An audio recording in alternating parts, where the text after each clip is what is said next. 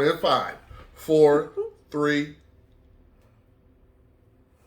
Welcome to Road Trippin'. I'm your co-host, Tracee Lee, with my co-host, DJ JD Power. Come on, give it up. That's right. Yes, and we are doing the Bel Air TV series review, and we are on episode 4, Canvassing. That's the name of it? Yeah. Canvassing. What is that entitled? What are you taking out of that? Canvassing. Well, at first I had no clue what they were talking about. That's how removed I am from political machinery. Okay. But once we got into the episode, we saw that they were canvassing for the neighborhood. Yeah, for Uncle Phil, get some voter registration and oh goodness. That's all right. Sorry. For voter registration. But so before we get into episode 4, let's just we ended episode 3 where the D-boy had found where that Will was now in Bel Air. Yeah. Right. So you leave episode 3 like, oh shit, man. Yeah, it's about to, oh God, it's about to go down, and blah blah blah. And for me, it was just interesting because that's how powerful social media is. Yeah. Right? You don't even remember that you're on the run, pretty much. Right. You know what I'm saying? Right. People taking video, and I mean, Will wasn't the one who took the video, but the game, whatever, and then people are, how the algorithms of the who so what does whatever, and so now you back on the map. Right. So it's really dangerous. That's the one thing that the internet has done for everyone, has made everything just one. Yeah. It's no longer distant. Yeah. Like we know about news in Ukraine and all that stuff right now as it go on. You're video, seeing, right? You're video seeing right out on somebody's phone. Right. Oh so man. Everything is so small right now. And it's it's on TikTok, it's on Instagram, it's on Facebook. So even where, for me, TikTok is entertainment. But when you start getting, things, people's personal struggles, and you could be in tears on TikTok, watching people share their lives and things like that. So yeah, I just thought that was like, and to me as an older person who didn't grow up with social media, I understand I don't have to be on there. But for kids, that's all they know. That's all they know is their life. Putting their whole life out there, and I don't think they understand what the danger of that is. And again, Will wasn't on video. Somebody was recording him winning the game, and and then it did what it did. So I just thought that was interesting. So now we're into episode 4, Canvas, and they are pretty much gearing up for getting ready for Phil's he has a election. His election. To be the DA. Right, exactly. Yep. So that was that. That's how we got here. And so for me, very early on, Will finds out that Trey, his friend, calls, he's talking to Trey, and they're like, listen, boy, looking for you. They know that you out there in Bel Air, blah, blah, blah. So now, of course, Will is like stressed to the nines and making mention that this boy's not letting this thing go. Right, he got goons. Right. I love when you say he got goons. I love when you say out there in LA, already on your head. On your head, yeah. So that was disturbing, of course. But then Will is looking for Aunt Viv or Uncle Phil, and he runs into Geoffrey. And it starts to let you know what Geoffrey is really about. Geoffrey about that. He that boy. I told you he was going to be the boy. Geoffrey already knew. Yeah. He knew everything. He already knew. And he was like real calm about it. When Will said, do you know why I'm out here? And he like, yeah. He said, don't even worry. Right. Don't even sweat it. And then like Aunt Viv, he knew the boy whole name. Yeah. He wasn't like, oh, you had a little scuffle with some little kid. Like, he like, oh, Rashad Denton? Yeah. And Will like, damn, you know. Yeah, so, again, it just kind of, for me, it cements his role in the family. He's not just the house manager, but security and, taking things off of the plate of the family because, like he said, Mom and, Aunt Viv and Uncle Phil, they got other things to worry about. I'll take care of that. I am really interested to hear their story. Is that going to come out? Whose story? Uncle Phil and Geoffrey. Oh, I don't know. I want to know. Yeah, they might. Forget about Bel Air. Right. I want to know what's going on in their past. Right. To give them all this G. I mean. He was already a G. He rich. Right. Phil is. Yeah, he is. Beyond rich. Yeah. he's very wealthy. And Geoffrey, who is the house manager, security house manager, is also equally. Well, yeah, you pay your people according to how you're getting paid. Rich. You know what I'm saying? Yeah. So if I'm making millions, you at least gonna have $1 million in your own bank account just from working for me. I mean, 10%. That's a good, nice little. Yeah, right. And but then also you probably gets paid even more than 10% because of the value he brings to the family. Yeah, that's what. I mean, in any business, it's about value. That's why people are willing to pay what you say, or what they're willing to pay for Gucci and Louis Vuitton because of what they the value that we believe that they we believe what they tell us. So. Anyway, that's a whole nother. Yeah. So yeah, I just like that part about Geoffrey. He's more than just a house manager to that family. True. And then we kind of went into Hilary. I love the storyline that she's getting. But a house influencer, is that a real thing?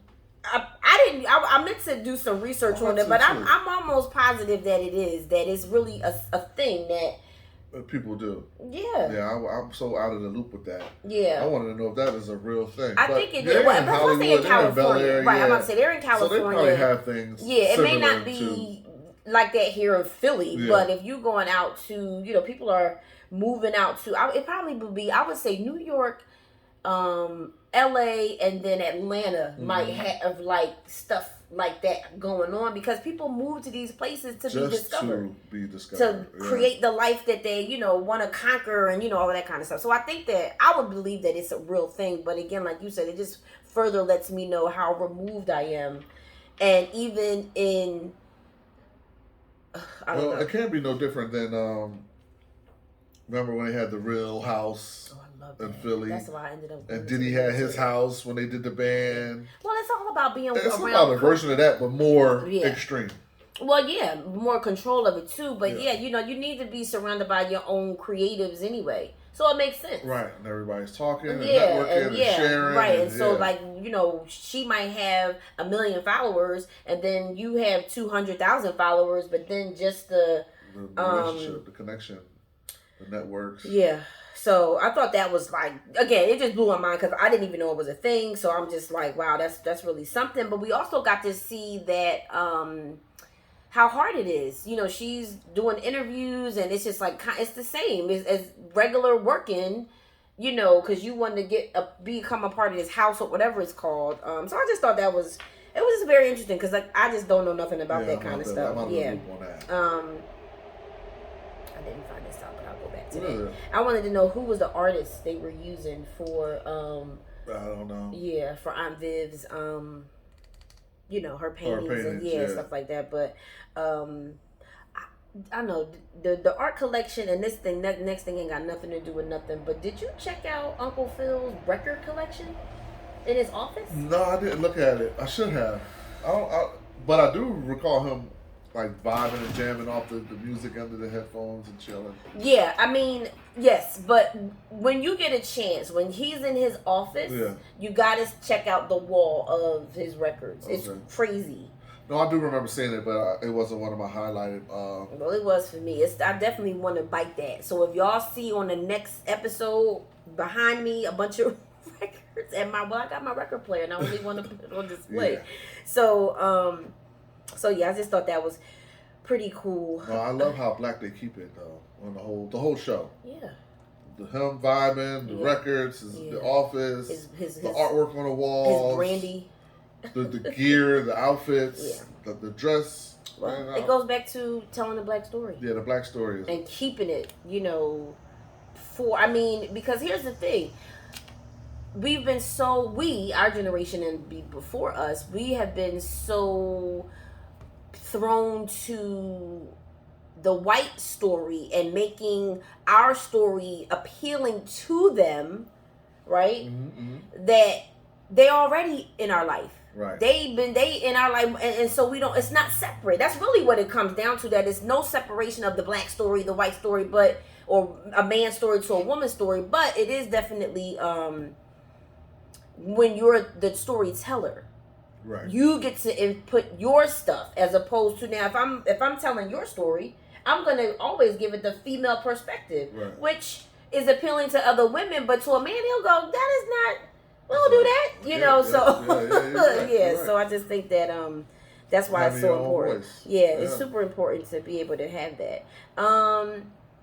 I like Aunt Viv and Uncle Phil's relationship. Yeah. I really do. And I mean, part of me is like waiting for a mistress or that's a shame. I know, but that's what makes stuff juicy sometimes. But it at the same time, make it juicy. It hurts the look. Of course. Of this successful family who's doing all the right stuff. Yeah, and who's happy. Happy. You know. They visually are found hugging and kissing. Right. And being proud you know, so I don't know, but I do like their relationship. You waiting for something to spring up? I don't know. It's just George. I mean, what's his name? George.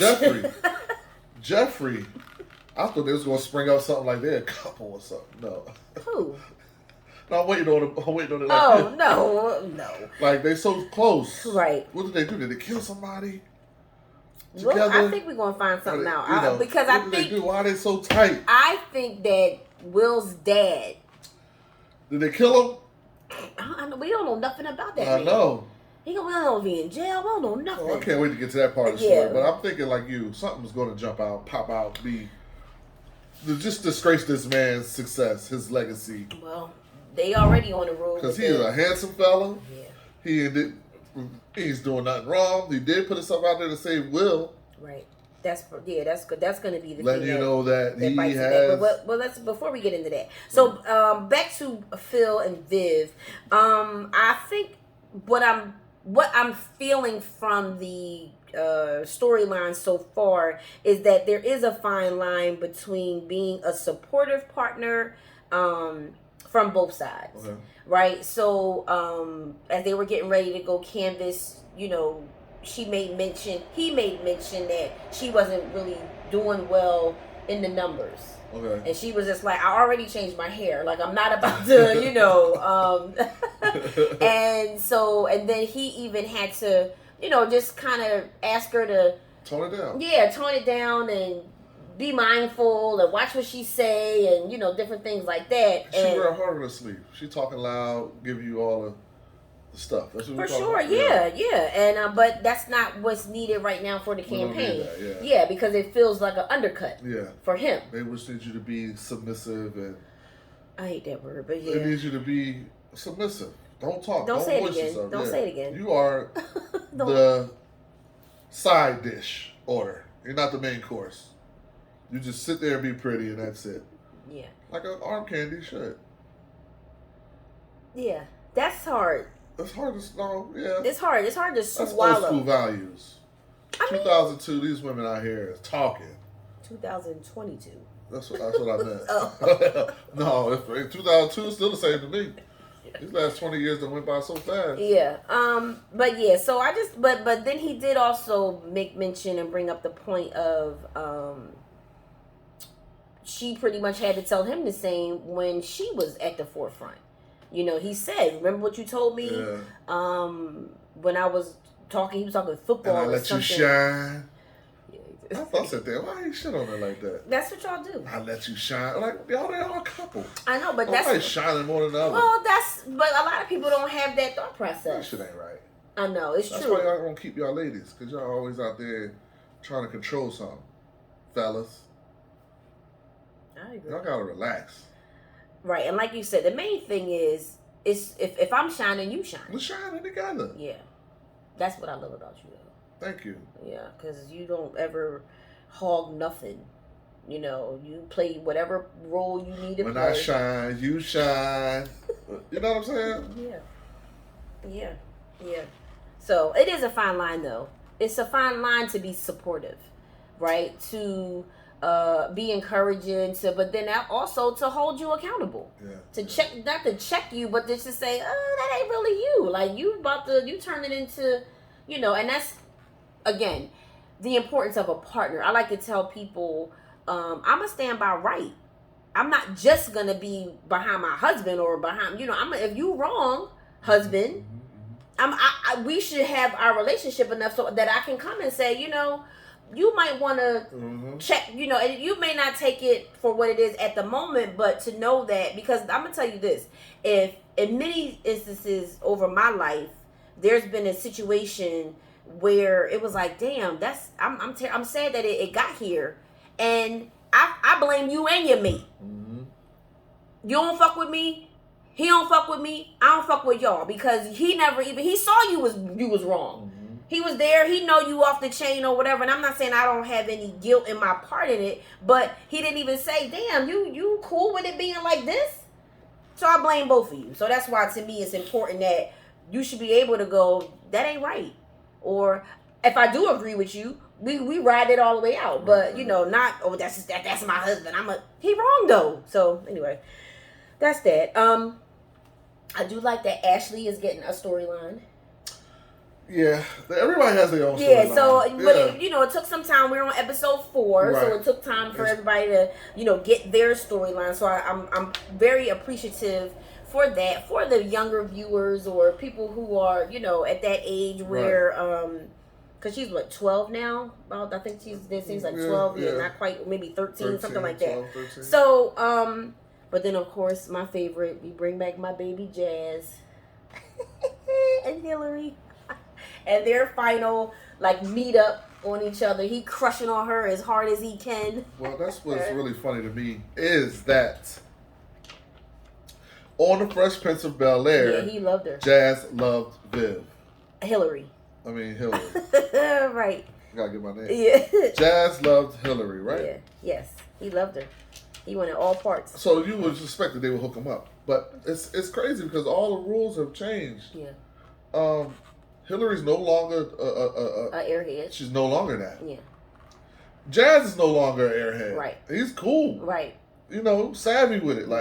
He's very, on top of what's going on. Yeah. Good looking fella. He's a mature young man. To take on the whole business and run it. I love that they brought that in and just giving an entrepreneur perspective.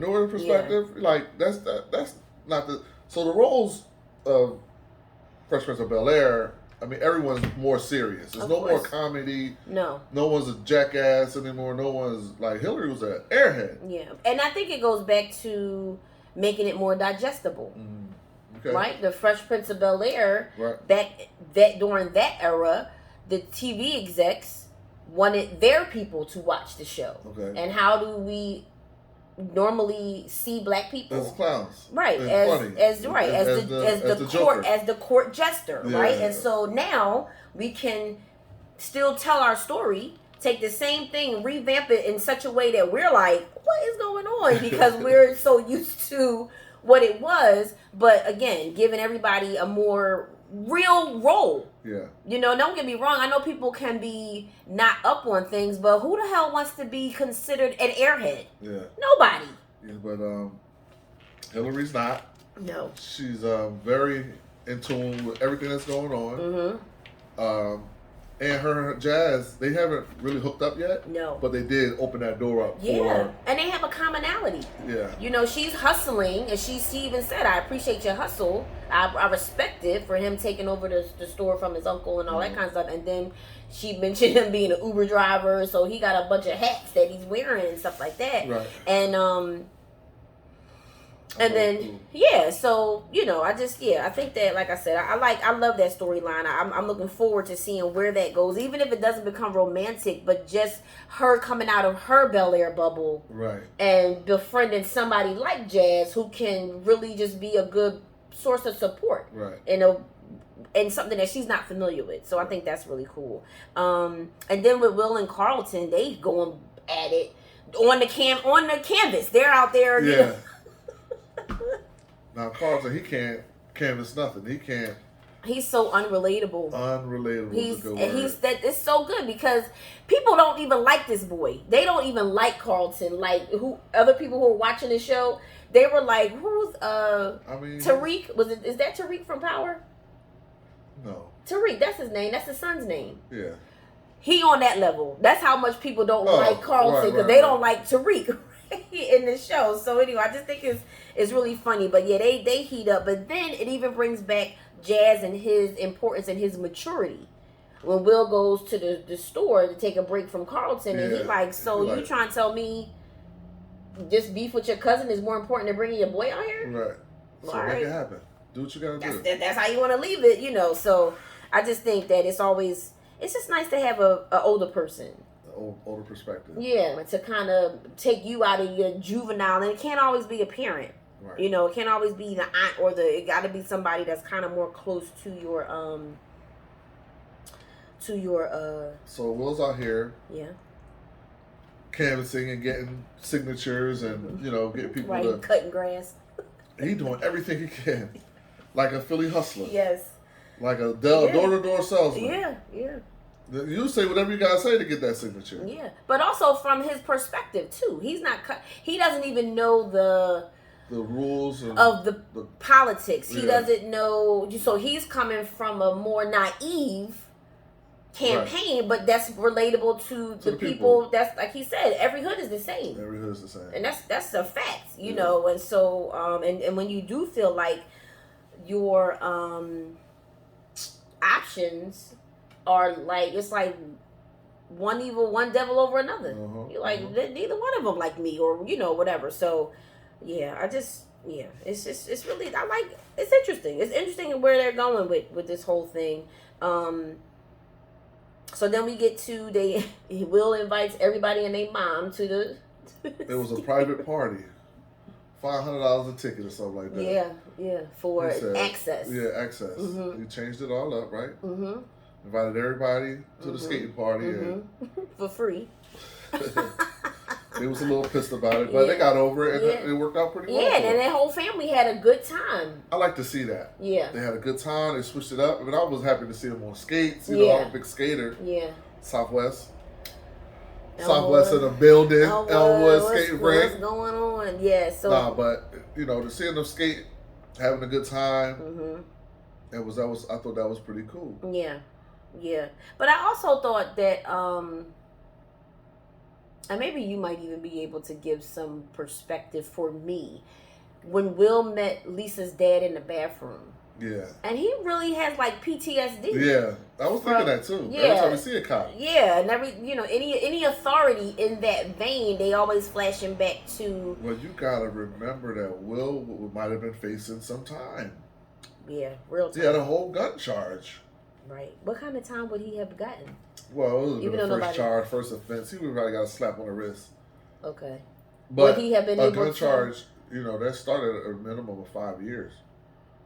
And he wouldn't have got he wouldn't have got that because it was your first offense. Right. He had no prior, no previous charges. So, other than the threat from Rashad, whatever his name was, and other than that threat, we don't know what Will got on his belt though. Right. So let's just assume from where we picked it up, he had nothing. He's the basketball player. Let's not assume, because he punched dude in his face like it was nothing. Remember, he had a hot temper. Okay. Like if you nobody in the community, if you're not into no dirt, you're not just gonna up and hit a big time drug dealer or. Well, we already said that was unrealistic. I know. So that I'm thinking he had some priors. Some other assaults on his belt. Okay, so let's say he gets booked with a gun. Right. Now he would say he's underage. He's not 18. So what would that look like? Juvie time. So still stand. Okay, so what I'm trying to get at is not just having the threat from the drug dealer, but also this gun charge that could have gone all the way. His life would have been over. Not over, but as far as like his basketball dreams and all that kind of stuff. Basketball dreams out. Hoop dreams gone. It would have been later. Not unless he would have been balling at the in jail. Juvie. Right. the Juvie team went national. Right. Okay. All right. I just wanted to know because I don't really know nothing about that whole. Me neither. Me neither. Please do not take any legal advice from John DJ. We are not legal anything. We're just trying to get some. I want to get some understanding of I don't see it all. What is hitting for. So and then at the end with Will finding out that Rashad is dead. Newsflash. or Quinky Dink or whatever, the episode that they tell you that,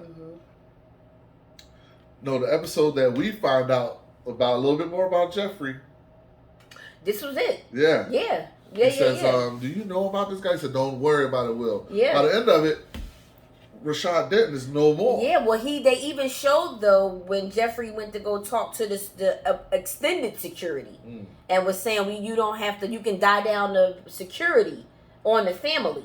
Right. Because we're not paying the boy more money. Because he said, Rashad found out how much money my employer has, and he wants more. Yeah, and he like, we're not doing that. I mean, we're just going to off him. He didn't say that. He didn't say that. He is a hitman for hire. He didn't say that. That's what I took out of it. Okay, but that's not what he said. He just said we're not gonna pay him more money, and then that was it. Let me tell you something.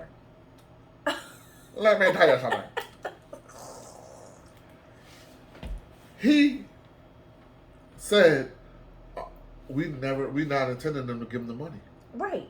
That means cancel that bitch. Cancel him. We're going to deal with that. He's not going to need the money. And then we find out he's dead. Exactly. So Geoffrey. Stop calling him George. He gives me a George vibe. He's not.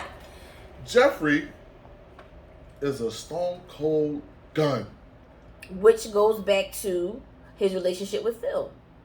Who'll find another gun. He ain't sweet. They showed us that when they went and gave Jazz $100 on the first episode. They popped up out of nowhere. They got cameras. 20 cameras in it. You think you're getting that a lot of cameras? I know you didn't notice the 26 cameras. So but that's the thing too, though. You know, as parents or as people, you about, you know, your life not necessarily. Well, let me say this. In an episode or two ago, when Phil and Will were talking, when he was still going through not being able to play, he had asked Phil, "Have you ever been arrested?" And he said, "No, I have not." So clearly, he's not like in and out of jail or has that type of experience in that. But don't misconstrue my education with me being sweet or soft, or where I live with being, you know, he had to get his parents' land back, so I'm sure he had to go through some struggles of his own. You know what I mean? So anyway, I just think that regardless, you know, if I'm associating myself with a person who's my security to handle things as I need him to handle, that means I'm in charge. They killed the boy. You know, it all started with the head. So anyway, I didn't think they had it in them, but now it's starting to get juicy. It started to get a little juicy. They had somebody murdered for cash. It's over. I dealt with it already. He didn't I said, don't worry about it, little. Don't worry, your little pretty little. I'll take care of it. Which I didn't. I'll take care of it. Now he's gone. There's about to be some real stuff going on in this joint. Well, I mean, but I guess for me, it just goes back to... out here killing people? It goes back to, I mean, he was like, the man wasn't to be taken lightly. You know? Rashad. Oh, right. So, he wasn't no, what's the Connor getting restraining orders. Mm-hmm. He was literally threatening lives and tried to even kill Trey. So, you know, I'm not saying that it's okay or anything like that, but yeah, I just think that Rashad being dead is like, damn, that's how we gonna end. Stand by for that. Let's stand by for that on this next couple episodes. I'm so excited to see what comes next. What about you? I'm all in. You want to move on to it? No, we will end here. Yes. And we will see you. Let's watch it right now. Right. And we will see you in the next episode. Like, subscribe, and share.